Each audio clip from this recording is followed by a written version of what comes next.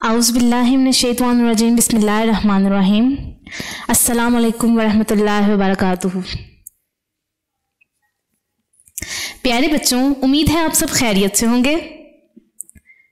आज हम पढ़ेंगे किताबे अल-फलाह इस्लामियात जमात चहारम। खोलें सफ़ा नंबर 7।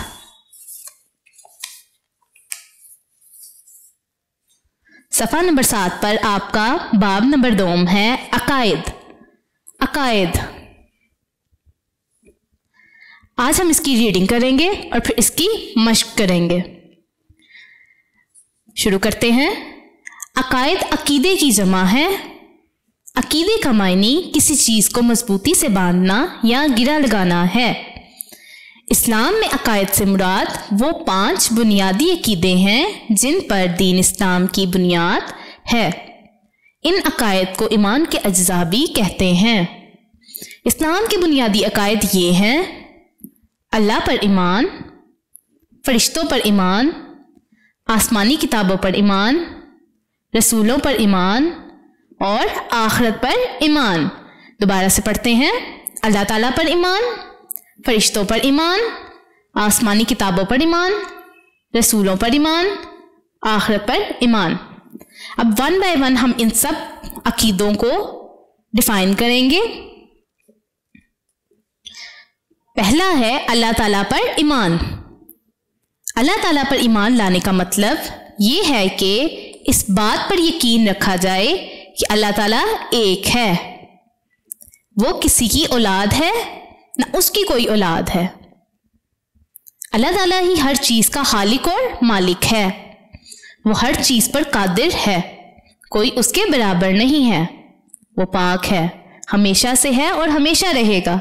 हम सब उसकी महलूक हैं। वही सबका राज़िक है, वही इबादत के लायक है, वही जिंदगी और मौत का मालिक है। अकीदा तौहीद तमाम अकायद की बुनियाद है। तो अल्लाह ताला पर ईमान लाना कौन सा अकीदा है? अकीदा तौहीद। जी बच्चों, अकीदा तौहीद कहते हैं इसे। तो अकीदा तौहीद में आपको क्या बताया है उन्होंने कि अल्लाह ताला एक है, ना उसकी कोई औलाद है और ना वो किसी की औलाद है। वो हर चीज का खालिक व मालिक है। उसके बाद उन्होंने बताया है कि उसके बराबर कोई भी उसके बराबर नहीं है। हमें उसके अलावा किसकी इबादत नहीं करनी चाहिए। अल्लाह ताला हमेशा से है और हमेशा रहेंगे। वो पाक हैं, हम सब उनकी महलूक हैं, कोई उसके बराबर नहीं है। फिर उसके बाद बताया कि वही इबादत के लायक है, वही जिंदगी और मौत का मालिक है। और इस सब को क्या कहते हैं? अकीदा तौहीद। जी अगले पॉइंट की तरफ आए। फरिश्तों पर ईमान। तो बच्चों, फरिश्ते कौन होते हैं? पहले तो हमें ये पता होना चाहिए बच्चों कि फरिश्ते कौन होते हैं। तो फरिश्ते अल्लाह ताला की नूरी महलूक हैं, यानी ये नूर से पैदा किए गए हैं। रीड करते हैं। फरिश्ते अल्लाह ताला की नूरी महलूक हैं, यानी ये नूर से पैदा किए गए हैं। इन्हें खाने पीने या सोने की हाजत नहीं होती। फरिश्ते हमेशा अल्लाह ताला की फरमाबरदारी करते हैं। जो हुक्म अल्लाह ताला की तरफ से इन्हें दिया जाता है वो उसे पूरा करते हैं। अल्लाह ताला ने मुख्तलिफ फरिश्तों के ज़िम्मे मुख्तलिफ काम लगा रखे हैं। फरिश्तों की कुल तादाद सिर्फ अल्लाह ताला को मालूम है, ताहम चंद मशहूर फरिश्तों के नाम और उनके ज़िम्मे लगाए हुए काम दर्ज झैल हैं।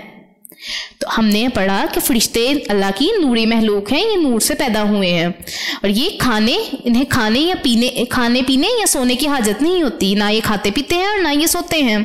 फरिश्ते अल्लाह ताला के फरमाबरदार होते हैं। अल्लाह ताला जो काम इन्हें देते हैं वो काम पूरा करते हैं। अल्लाह ताला ने इनके ज़िम्मे मुख्तलिफ काम लगा रखे हैं। और फरिश्तों की कुल तादाद क्या है ये अल्लाह ताला के सिवा कोई भी नहीं जानता। कुछ मशहूर फरिश्ते जिनका नाम आपको भी पता होगा और मोस्टली सबको पता होगा, वो कौन से हैं? हज़रत जिब्राइल, हज़रत मिकाईल,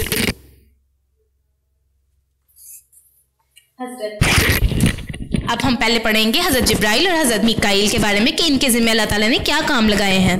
तो हज़रत जिब्राइल के ज़िम्मे अल्लाह ताला का पैगाम नबियों और रसूलों तक पहुंचाना है। हज़रत जिब्राइल के ज़िम्मे क्या काम है? अल्लाह ताला का पैगाम नबियों और रसूलों तक पहुंचाना। अल्लाह ताला का पैगाम नबियों और रसूलों तक पहुंचाना।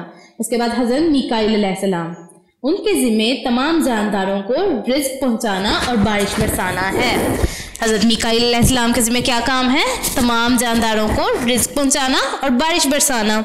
अगले सफ़र पर आते हैं, सफ़ा नंबर 8 पर। सफ़ा नंबर 8, अगले फरिश्ते का नाम है हज़रत इज़राइल अलैहिस्सलाम। इनके ज़िम्मे तमाम जानदारों की रूह कब्ज़ करना है।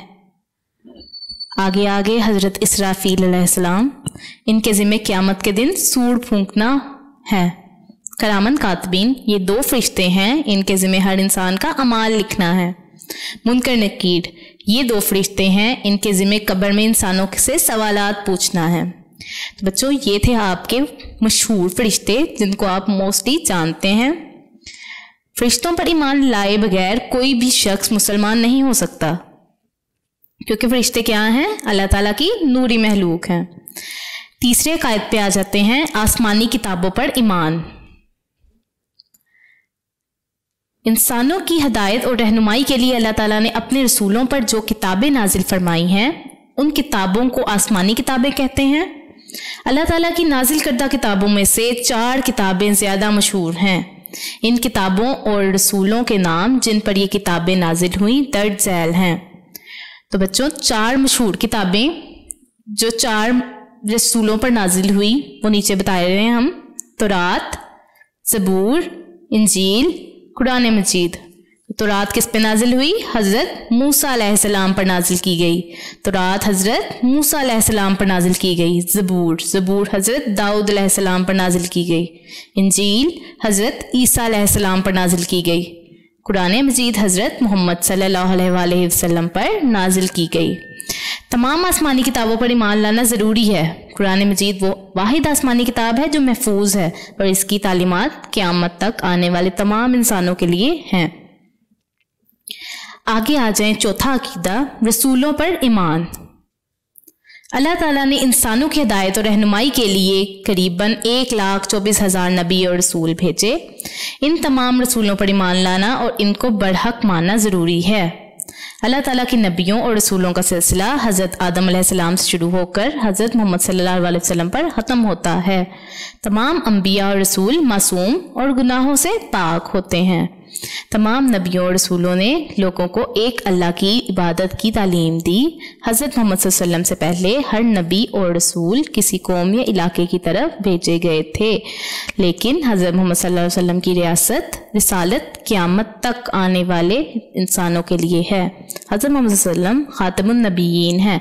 ख़ातमुन नबीयीन उसे कहते हैं जिस पे नबूवत का खात्मा हुआ हो। तो हज़रत मोहम्मद सल्लल्लाहु अलैहि वसल्लम पर नबूवत का खात्मा हुआ था, तो उनको ख़ातमुन नबीयीन कहते हैं। 5वां अकीदा आ गया यौम आखिरत पर ईमान, के आखिरत के दिन पर ईमान।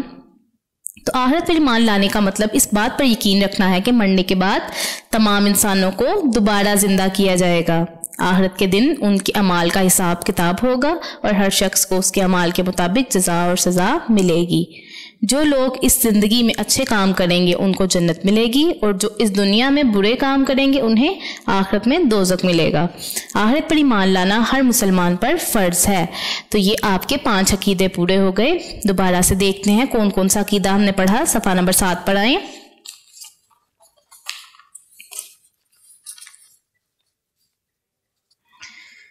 अल्लाह ताला पर ईमान पहला अकीदा था आपका। दूसरा अकीदा फरिश्तों पर ईमान।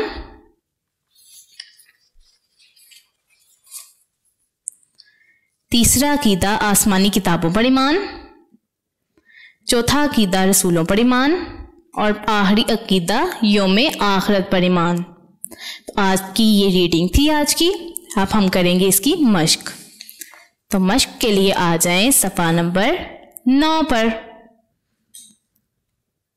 पहला सवाल है मश्क का, मुख्तसर तरीन जवाबात लिखिए। सवाल नंबर 1, अकीदे की जमा क्या है? तो अकायद अकीदे की जमा है। अकायद अकीदे की जमा है। या अकीदे की जमा क्या है? अकायद। अकीदे की जमा क्या है? अकायद। अकीदे के मायने क्या हैं? दूसरा सवाल, अकीदे के मायने किसी चीज़ को मजबूती से बांधना या गिरा लगाना है। अकीदे के मायने किसी चीज़ को मजबूती से बांधना या गिरा लगाना है। तीसरा सवाल, इस्लाम के बुनियादी अकायद कितने हैं? इस्लाम के बुनियादी अकायद 5 हैं। कितने हैं? 5 हैं। तो बच्चों चौथे सवाल की तरफ आए। मशहूर आसमानी किताबें कितनी हैं? मशहूर आसमानी किताबें 4 हैं। कितनी हैं? 4 हैं। 5वां सवाल, इंसान का नामा-ए-माल कौन लिखता है? इंसान का नामा-ए-माल किरामन कातिबीन लिखता है या लिखते हैं। ये 2 फरिश्ते हैं जो इंसान का नामा-ए-माल लिखते हैं। दूसरे सवाल की तरफ आ जाएं। दर्ज झैल अल्फाज के मायने लिखिए। तो बच्चों जो अल्फाज आपको दिए गए हैं उनके आपने मायने लिखने हैं। अकीदा, ईमान, राजिक, रोजी देने वाला या रिज्क देने वाला, मासूम, गुनाहों से पाक, मासूम, गुनाहों से पाक, अमालनामा, इंसान की नेकियों और बुराइयों का रिकॉर्ड, अमालनामा, इंसान की नेकियों और बुराइयों का रिकॉर्ड। तीसरे मश्क पर आ जाएं। दुरुस्त अल्फाज लिखकर खाली जगह पुर कीजिए। अकीदा तौहीद तमाम अकायद की डैश है, बुनियाद है। अकीदा तौहीद तमाम अकायद की बुनियाद है। फरिश्ते अल्लाह ताला की डैश महलूक हैं, नूरी महलूक हैं। फरिश्ते अल्लाह ताला की नूरी महलूक हैं। अल्लाह ताला की नाजिल करदा किताबों में से डैश किताबें ज़्यादा मशहूर हैं। अल्लाह ताला की नाजिल करदा किताबों में से 4 किताबें ज़्यादा मशहूर हैं। अल्लाह ताला ने इंसानों की हिदायत और रहनुमाई के लिए करीबन 1-24,000 नबी और रसूल भेजे। अल्लाह ताला ने इंसानों की हिदायत और रहनुमाई के लिए करीबन 1,24,000 नबी और रसूल भेजे। जो लोग इस जिंदगी में अच्छे काम करेंगे उनको डैश मिलेगी। जो लोग इस जिंदगी में अच्छे काम करेंगे उनको जन्नत मिलेगी। चौथी पॉइंट पे आ जाएं। दुरुस्त जवाब के गिर्द दायरा लगाइए। तो ये आपके जुमले दिए हैं, इसमें जो दुरुस्त जवाब होगा नीचे 3 ऑप्शन हैं, उसके एक दुरुस्त जवाब के गिर्द आपने दायरा या टिक लगा देना है। पहला जुमला, इस्लाम में अकायद से मुराद वो 5 बुनियादी अकीदे हैं जिन पर बुनियाद है। किसकी बुनियाद है? दीन इस्लाम की। किसकी बुनियाद है? दीन इस्लाम की। जी अगले जुमले पे आए। फरिश्तों के जिम्मे मुख्तलिफ काम लगा रखे हैं अल्लाह ताला ने। किसने लगा रखे हैं? अल्लाह ताला ने। तीसरा जुमला, वाहिद आसमानी किताब जो महफूज है। तो कौन सी वाहिद आसमानी किताब है जो महफूज है बच्चों? कुरान मजीद। कौन सी वाहिद आसमानी किताब है जो महफूज है? कुरान मजीद। चौथे जुमले पढ़ाएं। अल्लाह ताला के नबियों और रसूलों का सिलसिला शुरू हुआ हज़रत आदम अलैहिस्सलाम से। हज़रत आदम अलैहिस्सलाम सबसे पहले इंसान थे दुनिया के और सबसे पहले नबी थे। 5वां जुमला, इंसानों के अमाल का हिसाब किताब होगा आखिरत में। कब होगा इंसानों के नाम अमाल का हिसाब किताब? आखिरत में। तो बच्चों अगले सफ़े की तरफ आए, सफ़ा नंबर 10 की तरफ।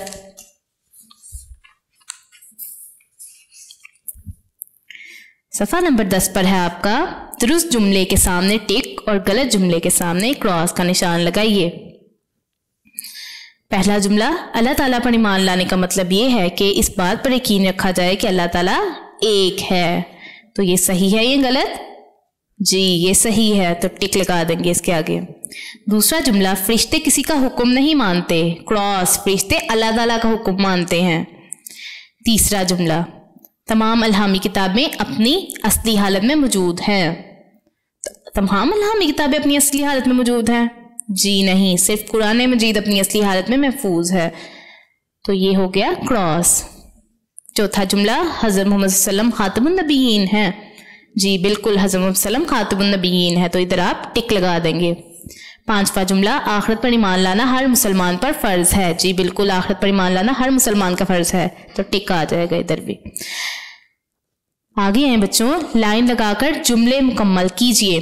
तो बच्चों आपने जुमलों को आपस में देखना है कि कौन सा जुमला किससे मिलता है, तो आपने उसको लाइन लगाकर मुकम्मल करना है। अकायद को ईमान के अज्जा भी कहते हैं, तो इसको इसके साथ मिला देंगे। फरिश्तों की तादाद सिर्फ अल्लाह ताला को मालूम है। हज़रत मुहम्मद सल्लल्लाहु अलैहि वसल्लम की रिसालत क़यामत तक आने वाले इंसानों के लिए है। तमाम अंबिया और रसूल मासूम और गुनाहों से पाक हैं। जो इस दुनिया में बुरे काम करेंगे उन्हें आखिरत में दोज़ख मिलेगा। आगे आए, अकायदे इस्लाम के नाम ज़ुबानी याद करके लिखिए। अकायदे इस्लाम कौन कौन से थे, हमने आगे पढ़े थे। अल्लाह ताला पर ईमान, फरिश्तों पर ईमान, आसमानी किताबों पर ईमान, रसूलों पर ईमान, आखिरत पर ईमान। बच्चों आपने इसको अच्छी तरह से याद करना है कि कौन कौन से कायदे इस्लाम हैं। इशारात पढ़कर नाम लिखिए। इशारे दिए हुए हैं कि किसका कौन सा काम है या किसकी कौन सी जगह है, तो आपने उनके नाम लिखने हैं। इन पर तौरात नाजिल हुई। किन पर तौरात नाजिल हुई थी? हज़रत मूसा अलैहिस्सलाम पर। तो इधर आप क्या लिखेंगे? हज़रत मूसा अलैहिस्सलाम। इनसे सिलसिला रिसालत का आगाज़ हुआ। सिलसिला रिसालत का आगाज़ किन से हुआ था? कौन थे पहले नबी हमारे? हज़रत आदम अलैहिस्सलाम। जी, हज़रत आदम अलैहिस्सलाम। इन पर सिलसिला रिसालत का इख्तिताम हुआ। सिलसिला रिसालत का इख्तिताम कहाँ हुआ? कौन है हमारे आखिरी नबी? हज़रत मोहम्मद सल्लल्लाहु अलैहि वसल्लम। हज़रत दाऊद पर नाजिल की गई ज़बूर। क्या नाजिल की गई थी? ज़बूर। इंसान के अमाल लिखते हैं करामन कातबीन। कौन लिखते हैं इंसान के अमाल? करामन कातबीन। नबी और रसूलों तक अल्लाह ताला का पैगाम पहुंचाते हैं। कौन पहुंचाते हैं नबी और रसूल तक अल्लाह ताला का पैगाम बच्चों? जी, हज़रत जिब्राइल अलैहिस्सलाम पहुंचाते हैं। क़यामत के दिन सूर फूंकने का काम उनके ज़िम्मे है। हज़रत इसराफील के ज़िम्मे है सूर फूंकने का काम क़यामत के दिन। इन पर इंजील नाजिल की गई। किन पर इंजील नाजिल की गई थी? हज़रत ईसा अलैहिस्सलाम पर। Very good. आगे आ जाएं। दर्ज जाए सवालात के जवाबात लिखिए। तो ये आपके तफसीली सवालात हैं, आपके लॉन्ग क्वेश्चन। तो इनके जवाबात भी आपने लिखने हैं याद करके। जवाब मैं आपको बता देती हूँ आपकी नोटबुक कॉपी के अकॉर्डिंग कि आपने इस पे नोटबुक कॉपी पे इनको किस तरह लिखना है और जवाब आपके क्या होंगे। तो इधर देखें बच्चों, बाब नंबर 2 ईमानियात व इबादात। चैप्टर का नाम आपका क्या है? अकायद। अनवान आपने लिखना है सवाल जवाब। पहला सवाल है अल्लाह ताला पर ईमान लाने का मतलब क्या है? जवाब होगा इसका अल्लाह ताला पर ईमान लाने का मतलब ये है कि इस बात पर यकीन रखा जाए कि अल्लाह ताला एक है, वो ना किसी की औलाद है ना उसकी कोई औलाद है। अल्लाह ताला हर चीज़ का खालिक और मालिक है, वो हर चीज़ पर कादिर है, कोई उसके बराबर नहीं है, वो पाक है, हमेशा से है और हमेशा रहेगा और वही ज़िंदगी और मौत का मालिक है। तो ये किसका सा जवाब है? पहले सवाल का, अल्लाह ताला पर ईमान लाने का मतलब क्या है। दूसरे सवाल की तरफ आए। मशहूर फरिश्तों के बारे में आप क्या जानते हैं? अपने अल्फाज में लिखिए। तो हम मशहूर फरिश्तों के बारे में क्या जानते हैं वो हम लिखेंगे।